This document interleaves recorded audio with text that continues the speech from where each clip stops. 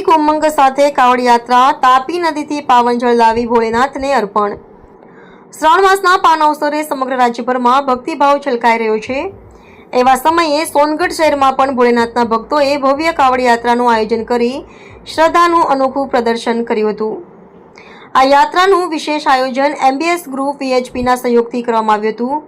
કાવડિયાઓએ તાપી નદીમાં પવિત્ર ઉકાઈ ઘાટથી પાવન જળ ભરી શહેરના દશેરા કોલોનીમાં આવેલ શ્રી મુક્તેશ્વર મહાદેવ મંદિર સુધી યાત્રા પૂર્ણ કરી હતી।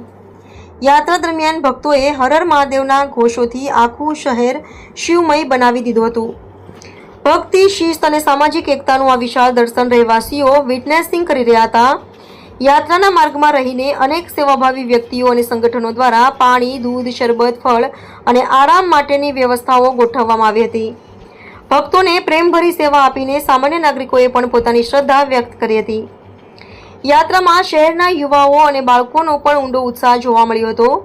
એક તરફ ભક્તિ ગીતો અને શિવજીના ભજનો શાંતિ પેદા કરતા હતા, તો બીજી તરફ ઘોષણાઓ અને ઢોલ નગારા લોકોના દિલ ધબકતા હતા। સ્થાનિક લોકોના જણાવ્યા અનુસાર આ યાત્રા છેલ્લા ઘણા વર્ષોથી યોજાય છે અને દર વર્ષે શ્રદ્ધાળુઓની સંખ્યા અને ઉલ્લાસ વધતો જાય છે।